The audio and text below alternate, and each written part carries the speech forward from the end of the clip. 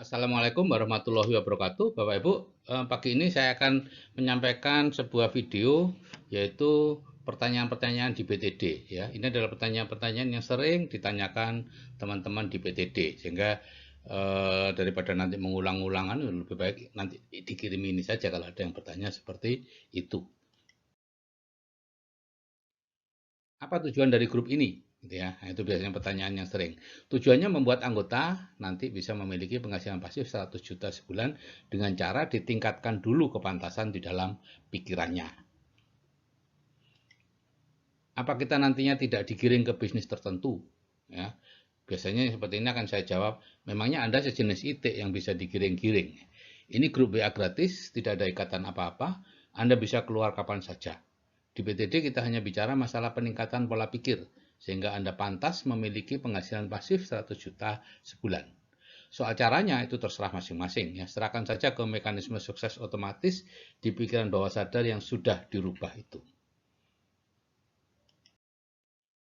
Setiap orang melakukan sesuatu pasti ada tujuannya. Apa yang menjadi tujuan Pak Sigit kok membagikan ilmu yang mahal ini dengan gratis? Padahal ini bisa digunakan untuk bahan seminar yang berbayar mahal. Nah, ini juga beberapa kali saya terima. Saya sudah di kuadran kanan dan Freedom sejak 17 Agustus 2005. Setelah selama 25 tahun bekerja keras dengan pencapaian di atas rata-rata. Gitu ya. Nah, sejak itu pula saya menjadi provokator ya, agar orang tidak terlalu lama bekerja mencari uang. Segeralah membangun aset yang bisa menggantikan Anda untuk mencarikan uang bagi keluarga Anda. Nah, selama ini jangkauan saya terbatas hanya pada orang-orang muda yang saya jumpai. Tapi dengan grup WA ini, saya bisa menjangkau semakin banyak orang. Dan semua ini luar biasanya diawali dari grup petani di Jember, yaitu eh, KPJ, Komunitas Petani Jember, dan satu lagi MHI, Metode Hayati Indonesia. Ya. Dan saya orang yang sangat percaya akan hukum-hukum alam, ya, hukum sebab akibat dan lain-lain, sehingga saya kalau saya bisa menyukseskan banyak orang, maka saya akan mencapai kesuksesan di atas rata-rata pula. Mana ada orang mendengarkan audio atau apapun namanya tiba-tiba bisa kaya. Orang harus bekerja untuk mendapatkan sesuatu. Ya, Anda benar, memang tidak ada. Gitu ya. Hukum alam tidak memungkinkan seseorang tanpa bekerja tiba-tiba bisa kaya, kecuali dapat undian di dalam kandungan gitu ya, menjadi anaknya orang kaya. Kalau orang yang miskin kemudian hanya bermeditasi atau bertapa di kamar mohon kekayaan, tiba-tiba di luar kamar blek ada setumpuk uang ya. Itu suatu hal yang mustahil secara akal pikiran kita. Tapi dengan perubahan pola pikir itu, maka kita akan diarahkan menuju apa yang ada di program pikiran kita itu. Kita akan dipertemukan dengan orang yang tepat di saat yang tepat. Atau hati dan pikiran kita dibukakan untuk suatu usaha atau investasi yang tadinya tidak terpikirkan atau tidak dilirik. Hal itulah yang terjadi ya, yang akan terjadi sehingga akhirnya Anda bisa mencapai penghasilan pasif 100 juta sebulan. Soal nanti caranya bagaimana itu nggak usah dipikirkan karena nggak akan nutut. Ya. Itu biarlah urusan yang di atas yang akan mencarikan. Dia akan mencarikan jalan yang termudah, tercepat, dan paling harmonis dibandingkan jika Anda mencarinya sendiri. Ya. Tugas Anda hanya mengganti program salah tentang uang dan kekayaan yang ada di pikiran Anda sejak kecil dan sudah membawa Anda ke tempat yang sekarang ini, yaitu perasaan tidak puas dengan kondisi kehidupan Anda, itu diganti dengan 2 audio hipnoterapi itu. Itu aja tugasnya. Setelah itu serahkan pada yang di atas atau dalam ilmu disebut mekanisme sukses otomatis. Mengapa kita memerlukan grup building the dream? Apa manfaatnya sih untuk saya grup ini ya? Nah, Bapak Ibu, sebagian besar orang hidupnya mengalir saja. Mereka tidak tahu apa impiannya, apa tujuan hidupnya, mengapa sih saya dihadirkan di dunia ini, apa sebetulnya peran saya di dunia ini gitu ya. Banyak orang yang tidak memikirkan itu. Mereka mengalir, hidupnya mengalir gitu aja. Cari uang, cari uang, cari uang, kerja, kerja, kerja, kerja. Nah, grup building the dream berusaha menjawab hal-hal tersebut. Memberikan lingkungan yang cocok untuk mengembangkan dirinya, memberi impian, visi, dan sebagainya. Ya, kita akan berubah menjadi on purpose man atau orang yang hidup dengan tujuan. Dan saya akan sangat puas kalau Anda bisa mencapai tujuan yang saya masukkan secara paksa ke dalam pikiran bawah sadar Anda, yaitu penghasilan pasif 100 juta sebulan. mengapa tidak nyambung antara materi dengan narasumbernya? Ya, dokter kandungan kok memberi materi kecerdasan keuangan? Ya, ini banyak yang mempertanyakan juga. Ya, memang benar ya. Sebelum tahun 2003 saya sama dengan yang lainnya, nggak tahu apa-apa tentang keuangan, tentang ini. Saya kerja gitu saja. Dan semakin lama kerja saya semakin berat. Kalau pada waktu junior saya praktek cuma 5 hari seminggu, sore saja, masih banyak nukang, banyak ini, banyak itu. Semakin senior, saya semakin tidak sempat untuk hobi nukang, mancing, dan lain-lain, semakin tidak pernah. Gitu ya. Kerja cari uang. Nah, sekarang saya merasa punya kapasitas karena sudah pernah hidup di dua dunia itu. Selama 25 tahun di kuadran kiri dan 12 tahun di kuadran kanan. Persis yang dikatakan Robert T. Kiyosaki, mereka yang di kuadran kanan sudah tidak akan mau lagi ke kiri. Saya juga begitu, gitu ya. Saya tidak mau lagi ke kiri, saya tidak ingin anak-anak saya ke kiri, dan seterusnya. Kita ke kanan, kita datangkan uang ke dalam keluarga kita. Mudah kok sebetulnya. Ada yang bertanya, saya sudah berbisnis puluhan tahun, naik turun, gagal, ditipu, dan sebagainya. Ini berbagai macam variasi cara bertanya. Tapi yang jelas menceritakan tentang nasib perjalanan hidupnya sejak belasan tahun yang lalu. Ya. Kemudian sekarang memiliki hutang ratusan juta. Kira-kira penyebabnya apa ya? Ya, padahal sudah berjuang sedemikian keras. Jawabnya sederhana sebenarnya karena plafon rezeki yang rendah gitu ya. Program pikiran bawah sadar yang tidak benar, tidak sesuai dengan apa yang diinginkan sekarang. Coba Bapak Ibu baca e-book plafon rezeki atau video meningkatkan plafon rezeki. Nah, ada juga begini, saya ini petani kecil, saya pegawai kecil, saya pengangguran, saya pedagang kecil, pokoknya apapun yang kecil-kecil ya. Atau saya sudah pensiunan, sudah secara finansial sudah stop. Apa mungkin saya bisa mendapatkan penghasilan pasif sebesar itu? Jawabnya mungkin dan bisa gitu ya. Dan bisa cepat gitu ya. Ya, kalau Anda bersedia berproses sampai tuntas, mendengarkan audionya 21 kali, ikut seminar inspirasi minimal 3 kali atau 1 tahun ya. Ini benar-benar ilmiah Bapak Ibu gitu ya. Bagaimana kalau tidak mendengarkan 2 audio itu karena ya macam-macam alasannya ya, kepercayaan saya, agama saya atau apapun lah ya. Saya hanya membaca semua materi dan melihat semua videonya. Ya saya jawab, ya tidak apa-apa gitu ya. Itu hak Anda untuk tidak mendengarkan 2 audio. Tapi artinya ya tidak akan terjadi apa-apa. Karena yang merubah itu ya 2 audio itu. E-book, video, chatting itu hanya ilmu pengetahuan di pikiran sadar. Ya, Anda tahu ini baik, ini buruk, tapi tidak bisa mengubah apa-apa. Mirip dengan Anda tahu olahraga itu baik. Anda tahu kesehatan olahraga baik untuk kesehatan. Anda tahu merokok itu sangat jelek untuk kesehatan. Tapi tahu banyak orang yang merokok, banyak orang yang tidak berolahraga. Tidak mengubah apa-apa pengetahuan itu. Apa mengikuti seminar itu wajib? Bagaimana kalau saya hanya mendengarkan audionya saja tanpa mengikuti seminarnya? Karena bagi saya uang 600.000 itu besar sekali ya. Atau ada yang beralasan saya tidak punya waktu karena saya kerja ke orang, Sabtu Minggu malah padat acaranya. Atau tempat saya jauh dari lokasi seminar, ya, saya dari tengah Kalimantan, saya ada di ujung Sulawesi, atau alasan-alasan lain ya. Padahal saya lihat di seminar Jakarta banyak yang datang dari Papua gitu ya. Itu kurang jauh apa gitu ya. Dari Aceh dan lain-lain. Jawabannya saya biasanya tidak ada yang mewajibkan Anda melakukan sesuatu. Ya, Anda sendiri yang akan mewajibkan. Ya. Jika tidak ikut seminar ya tidak apa-apa. Dalam arti ya tidak akan terjadi perubahan apa-apa. Ya, karena ketika Anda mendengarkan audio itu naik, tapi dengan cepat lingkungan Anda akan menarik plafon rezeki Anda turun lagi. Karena Anda belum lihat role modelnya, belum melihat apa ada sih memang orang yang punya penghasilan 100 juta sebulan. Itu belum sesuatu yang sangat tidak masuk akal bagi Anda yang setiap harinya kerja keras mungkin di pertanian, pertukangan, jadi guru, jadi apapun, ya. Jadi Anda akan ditarik turun lagi oleh lingkungan Anda. Anda akan tetap seperti dulu, yang berpenghasilan besar tapi nggak punya tabungan ya akan tetap begitu. Yang sulit cari uang, kerja keras tapi penghasilannya kecil terus ya akan tetap seperti itu. Kehidupan Anda akan tetap naik turun seperti roller coaster. Karena ini satu paket perubahan itu. Pertanyaannya itu sampai kapan Anda menganggap uang 600.000 itu uang besar? Sampai kapan Anda menganggap lokasi Anda itu jauh dari mana-mana? Ya, Anda merasa jauh dari mana-mana karena Anda tidak punya uang untuk naik kendaraan. Ya, kalau banyak uang, tidak ada yang jauh. Ya. Sampai kapan Anda tidak punya waktu karena sibuk mencari uang? Sekarang ini ada kesempatan untuk merubahnya yang sudah terbukti secara ilmiah. Saya sudah mengikuti banyak seminar, tapi hasilnya tidak ada. Apakah ini nanti tidak demikian juga? Apa tidak lebih baik langsung membahas bisnisnya? Wah, ini juga sering juga. Selama ini seminar yang disukai orang biasanya seminar teknis, seminar bisnis, atau seminar motivasi.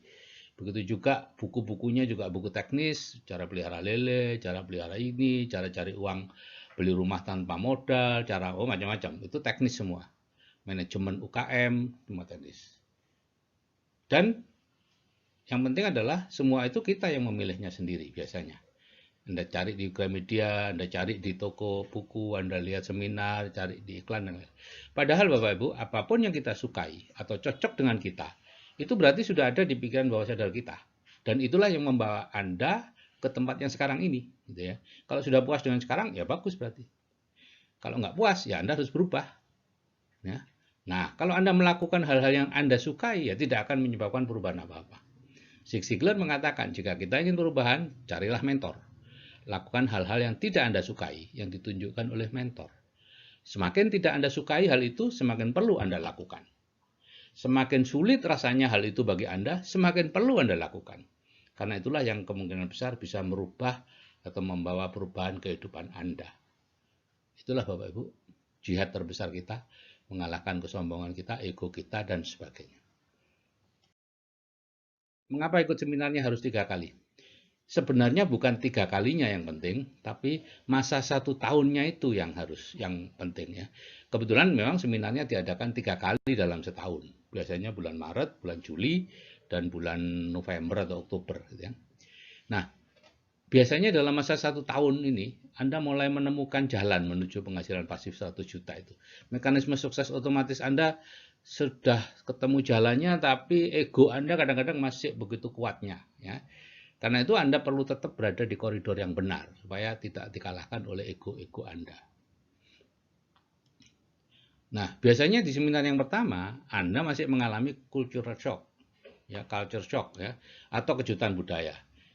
Jadi meskipun awalnya mengalami kejutan budaya, biasanya di akhir seminar sih orang yang saya ajak mengatakan begini, kok baru sekarang ya dok saya tahu hal ini.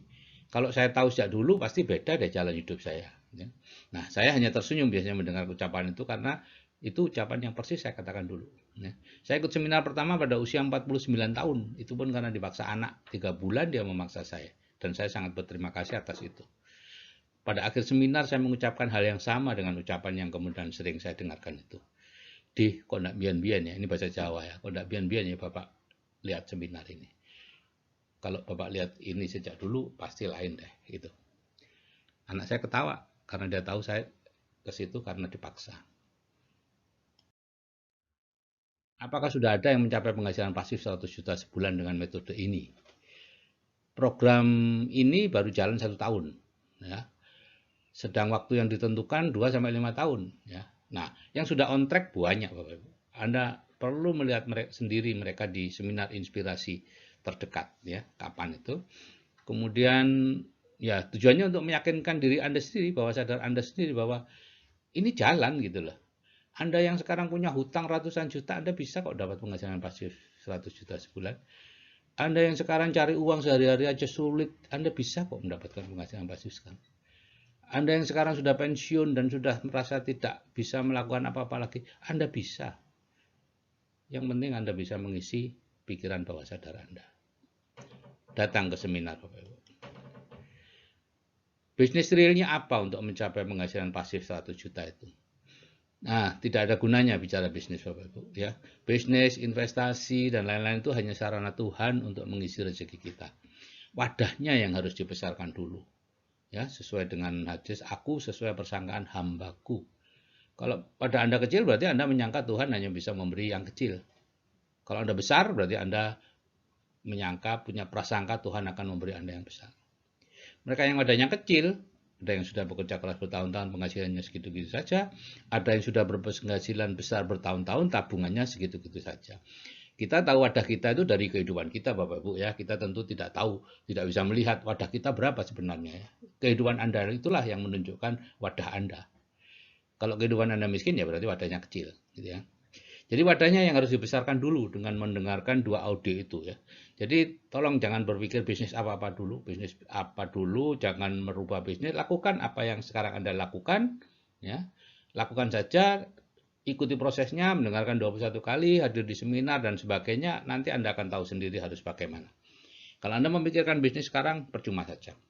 Nggak nutut, Bapak Ibu. Nah, ini biasanya yang ditakuti para admin itu ya, karena mereka baru mau mulai ya, sudah ditanya begini, berapa penghasilan Anda? Kok mengajak saya? Gitu ya. Nah, jawabannya sih simple, sesuai audio prosesnya 2 sampai 5 tahun ya. Ada admin yang baru sebulan gabung, ada yang baru 2 bulan ya. Jadi saya sendiri sedang berproses dan percaya akan berhasil mendapatkannya pada waktu yang ditentukan itu. Ya, itu jawaban para admin yang memang belum menyeberang, mereka juga baru memulai dan mereka mengajak Anda untuk belajar kepemimpinan di CAA ya. Jadi di CAA itu ada pelajaran kepemimpinan, salah satunya adalah menjadi admin di BTD. Melayani anggota di BTD. Dicela di situ, dicemooh di situ, bagaimana mereka tahan, itulah yang akan membuat mereka nanti akan berkembang. Apa pikiran bawah sadar itu? Ya, itu adalah bagian pikiran yang menyimpan semua data kita sejak kecil. Ya, bagian pikiran yang merupakan 90% dari pikiran kita itulah yang tanpa disadari mengarahkan hidup kita. Sebagian besar orang di pikiran bawah sadarnya menyimpan data-data bahwa bekerja itu sangat baik, semakin keras semakin baik, menganggur itu sangat jelek gitu ya. Nah, yang salah adalah bekerja mencari uang, contoh-contoh di sekitarnya itu gitu ya. Bekerjanya benar, mencari uangnya itu yang salah gitu ya. Jadi untuk mendorong Anda tetap bekerja keras mencari uang supaya dianggap baik, maka Anda dibuat untuk selalu tidak punya uang ya. Ketika Anda punya uang, akan muncul pikiran-pikiran untuk segera menghabiskannya. Mulai berpikir lantainya perlu diganti, mulai melihat rumahnya terlalu sempit. Kalau hari raya gimana ini ya, gitu ya. Atau perlu mobil kedua, ketiga, dan seterusnya. Nah, untuk lebih mendalam ini, baca e-book Keajaiban Pikiran Bawah Sadar yang juga ada di grup. Ya. Apa sebenarnya hipnoterapi itu? Hipnoterapi adalah salah satu cabang ilmu hipnosis yang ditujukan untuk memperbaiki program-program pikiran yang kurang bagus. Cabang lain yaitu hipnosis panggung. Hipnosis itu sendiri apa? Hipnosis adalah salah satu bentuk ilmu komunikasi untuk memasukkan ide-ide langsung ke pikiran bawah sadar seseorang. Apakah hipnosis itu syar'i? Ya, nah, di zaman Nabi hipnosis belum ada namanya. Karena baru abad 19 diformulasikan dan dinamakan hipnosis. Jadi belum ada aturan bakunya ya. Tapi teknik ini sudah diketahui dan dilakukan sejak zaman purba. Semua pemimpin di segala tingkat sejak dulu sampai sekarang menghipnosis pengikutnya sehingga mereka rela mati untuk sesuatu yang dianggapnya benar. Padahal itu hanyalah suatu ide yang dimasukkan ke pikiran bawah sadar mereka oleh pemimpinnya. Itu proses hipnosis juga. Dan itu berlangsung sejak zaman sampai now. Banyak orang-orang yang berani atau mau mati demi pemimpinnya, demi orang yang sesuatu yang dipercayainya dan sebagainya. Padahal itu adalah sesuatu yang program pikiran yang dimasukkan ke bawah sadar Anda. Ya, sekarang teknik hipnosis banyak, ada NLP, Neuro Linguistic Programming, tidak usah ditidurkan, hanya dengan kata-kata tertentu aja Anda sudah menyerap, gitu ya. Teknik NLP sudah dikuasai oleh para pemimpin, gitu ya, untuk mempengaruhi yang dipimpin, yaitu Anda, gitu ya. Mengapa ada ulama yang mengharamkan hipnosis? Nah, ini biasanya terjadi karena kesalahan menganggap sesuatu yang lain, yang sebenarnya bukan hipnosis sebagai hipnosis. Ya. Ini contoh di Madura dulu, di Sampang kalau tidak salah ya, ada dukun palsu yang menggunakan kemenyan, bunga, dan sebagainya, dan kemudian menyebutnya sebagai hipnosis, padahal itu bukan. Maka didatangkanlah dukun itu, pasiennya, dan lain-lain oleh MUI setempat, dan banyak yang lain, tapi tidak ada satupun ahli hipnosis di situ ya. Yang disimpulkan bahwa hipnosis itu menggunakan sihir. Dan tidak ada hipnosis yang menggunakan sihir. Hipnosis itu hanya teknik komunikasi saja. Akhirnya dicarilah ayat-ayat tentang sihir dan diharamkanlah hipnosis. Ada juga yang menghubungkan gendam dengan hipnosis. Ya. Di koran-koran banyak. Gendam dianggap hipnosis oleh oleh penulisnya ya, karena tidak tahu aja, padahal itu berbeda banget. Ada juga yang menganalisis, ya ini berdasarkan pertunjukan hipnosis palsu di TV ya, oleh pesohor Uya Kuya dulu ya, pernah itu dikritik oleh hipnosis yang beneran, tidak mungkin seperti itu gitu loh ya. Akhirnya dia mengakui bahwa itu bukan hipnosis, itu hanya pertunjukan saja ya. Ya ya pertunjukan lah gitu ya. Nah, sayangnya ini kemudian dibuat sebagai dianalisa oleh sebagian orang dengan menggebu-gebu mengatakan hipnosis bisa membuat orang lepas kontrol sehingga diharamkan ya. Padahal itu hanya pertunjukan Bapak Ibu. Orang yang tanda petik di hipnosis itu dibayar untuk secara sadar menceritakan hal-hal yang memalukan tentang dirinya, dia dulu pacaran, ciuman, macam-macam lah. Padahal mungkin juga tidak begitu ya. Itu sadar Bapak Ibu ya. Dia sadar itu ya. Kemudian pura-pura tidak ingat setelah dibangunkan kembali ya, pura-pura dibangunkan gitu ya. Karena dibayar, itu semua dibayar Bapak Ibu ya. Aslinya orang yang dalam pengaruh hipnosis tidak bisa berkata apa-apa Bapak Ibu. Hanya bisa berkomunikasi dengan bahasa isyarat. Misalnya ditanya, kalau jawabannya ya telunjuknya dinaikkan dan sebagainya. Tidak bisa ngomong. Jadi ini sebetulnya sangat mirip dengan diharamkannya networking, MLM oleh sebagian ulama karena ketidaktahuannya menganggap MLM itu sama dengan money game, merugikan orang, menguntungkan yang di atas, orang yang di bawah disuruh kerja, yang di atas untung. Padahal networking tidak seperti itu, MLM tidak seperti itu. Yang di atas yang kerja lebih berat daripada yang di bawah gitu ya. Pada awalnya gitu ya. Nah, padahal Bapak Ibu tahu beberapa ulama lain malah mendirikan MLM sendiri dan lain-lain. Putri Gus Dur misalnya mencapai peringkat tinggi di sebuah usaha networking yang besar.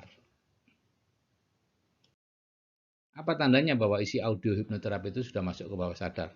Tidak ada tanda-tandanya. Terkadang kita dipandang aneh saja karena cara berbicaranya berbeda. Kita hanya tahu betul kalau memang keadaan kita sudah berubah, itu saja. Karena pikiran bawah sadar kita adalah hard disk, kehidupan kita adalah layarnya. Jadi isi layar adalah sesuatu yang ada di hard disk.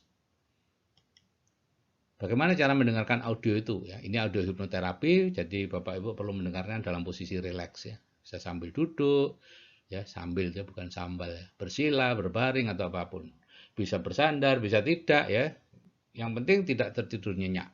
Ya. Nah, di dalam dua audio itu saya mengatakan tidak bersandar supaya apa? Karena saya tahu sebagian pesertanya tidak pernah meditasi, jarang meditasi, sehingga kalau tiduran hilang biasanya bablas, gitu ya. Nah, ada pertanyaan, kalau tertidur selama mendengarkan apa juga dihitung? Dihitung Bapak Ibu, tergantung tertidurnya seperti apa ya. Jadi kondisi terbaik dari hipnoterapi itu adalah kalau kita merasa tertidur dan tidak mendengar apapun yang dikatakan oleh di situ ya. Tapi ketika dibangunkan di akhir hipnoterapi, kita bisa bangun. Itu berarti kita berada dalam kondisi theta, meditasi yang dalam. Yang tidak dihitung adalah ketika kita tidur nyenyak, tidak bisa bangun lagi sampai berapa jam kemudian gitu ya. Itu namanya gelombang delta, itu sudah terputus, tidak ada sugesti yang bisa masuk. Kok sepertinya menafikan orang bekerja, padahal bekerja itu mulia. Oh iya Bapak Ibu, bekerja itu sangat mulia ya. Tidak ada Bapak Ibu yang menafikan bekerja. Semuanya perlu dan harus bekerja. Saya sampai sekarang masih bekerja keras. Tapi yang dianjurkan adalah bekerja membangun aset, bukan bekerja mencari uang. Ya, saya Muslim. Saya contoh ya, saya mengambil contoh dari Nabi.